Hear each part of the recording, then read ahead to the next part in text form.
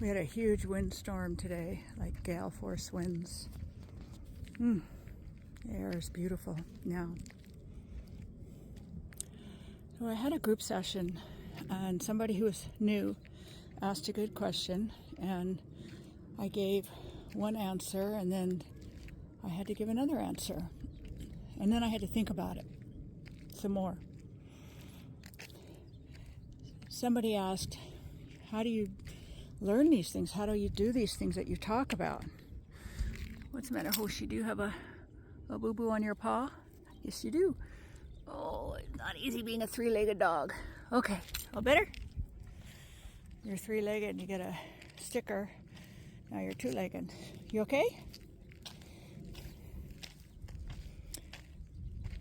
So the person asked, how do you learn this stuff and energy and connect with your higher self and spirit and boundaries, self-care? And I gave a little response of everything I've done, which is a lot.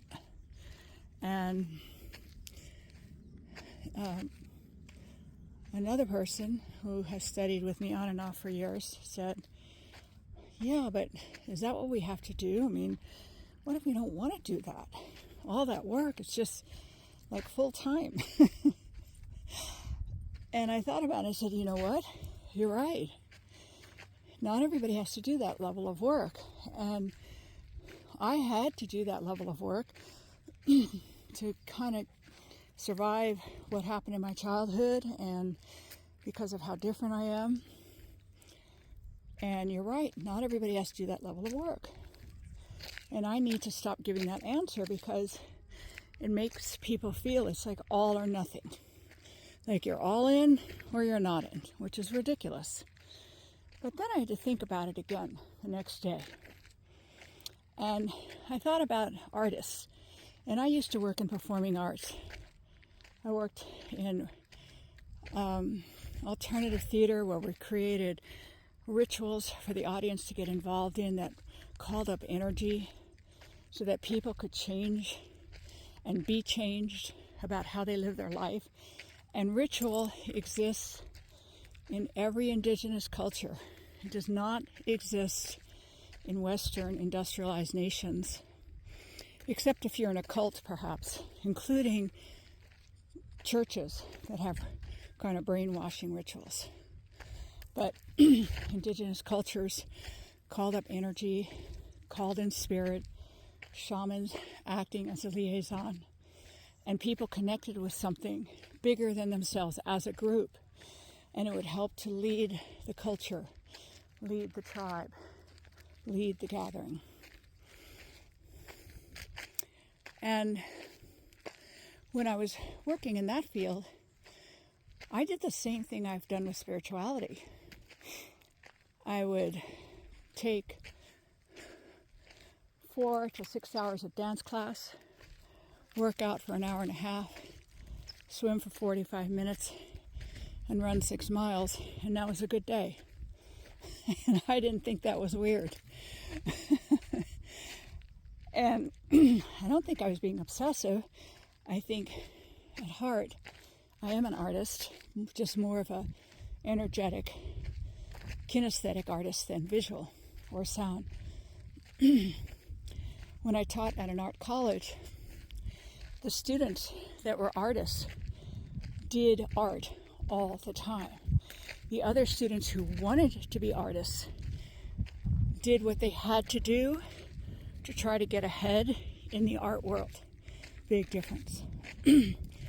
So then I had to think about the answer I had given about energy and spiritual stuff and healing and connecting.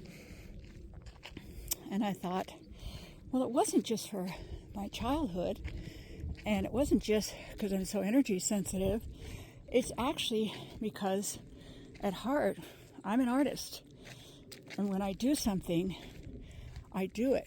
It is a passion. And not everybody lives a life with that level of passion. Some people are very balanced and mellow. And let's go this way. Raising a family, go to Disneyland, watch their budget, have kids. Some people have work that means very little to them because their main life is at home with family. Some people have careers that they're pretty invested in. But if you have an artistic bent to yourself, whether it's the spiritual arts or the visual arts or performing arts, you do art all the time. You can't not do it. So that's the other part of it. And I'm glad I thought of it because I thought back, and it's kind of a crappy answer to say, yeah, I did all this work on myself because my life path is so challenging, which it is, and my childhood was very challenging, which it was, and it sounds like recovery work. But it isn't just recovery work, because before I got into recovery work, whatever I did at 110%. And that is the passion of an artist. And that brings me to the subject of magic. Because real magic is working intensely with energy. When people have talked to me about, they thought they had some dark magic being done on them, some evil magician. My response has always been, are you in the United States? Because if so, there's no dark magic people here. People in the U.S. are too lazy. Get the bunny. Oh, get the bunny. They're too lazy to do dark magic. Magic in general takes a lot of discipline, a lot of passion, a lot of commitment, a lot of time, a lot of study. And I don't know anybody in this country who can do dark magic. I have met people who do dark magic, and they're artists. Not in the best sense of the word, but they're artists. So when people want to learn spiritual things, some folks want to do it at the level of entertainment and fun, like you learn to play the guitar and you sit around at night and you play with friends or on the weekends or on the boat or something. And other people, when they play the guitar, now they want to master chords. They want to learn a certain kind of guitar. They practice a lot. Maybe they want to perform, but they want to play. And they kind of go all out and challenge themselves. So if you're interested in the magic arts, the real ones, not the ones that allow you to go on TikTok and do tarot readings, not the magic of the New Age industry where you get to put on all your makeup and parade in front of the camera and talk about how you can help people get the material things they want as if that's magic. By the way, folks, that's capitalism. It's not magic. That's capitalism infused into the New Age billion-dollar unregulated capitalistic industries.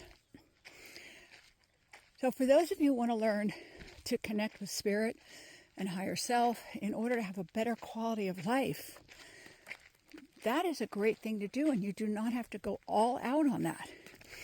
And a lot of that work will include psychology. If you want to start working with the energetic arts, remote healing, remote viewing, energy healing, talking to people who have crossed over, working with animals. You may be some are born with gifts, but mostly what I've seen are people have those gifts because of traumatic childhood, and they became psychic to survive their childhood. So now they have gifts as adults, so they look very magical, and they might be very, very talented. But I guarantee you, their personal life has big issues and lots of suffering. Promise you that, because the gifts come out of trauma, and you either heal that trauma and it gets better, or you don't and it haunts you. So if you see people in their 20s and 30s with their gifts and they were born with it, I have met very few people that have been born with gifts. I have seen people with gifts from trauma, and in their 20s and 30s they're flourishing. 40s and 50s, not so good, because that's when it really starts to catch up with you. And I don't encourage that. I don't encourage gifts for the sake of gifts because they're cool. I teach balance. You want your body to be healthy. You want your sex life to be healthy. You want your energy to be healthy. You want to be able to walk in the spirit world. And you want to be able to hold down a job and have good, healthy relationships with people close to you. And that is not an appealing sell to people because most people want to do magic as a way to get away from pain and feeling that they're less than and having a lack of something in their lives. I believe in magic heavily in my life. My life is completely non-linear, irrational, and the things that have happened should not have happened, nor should they have succeeded.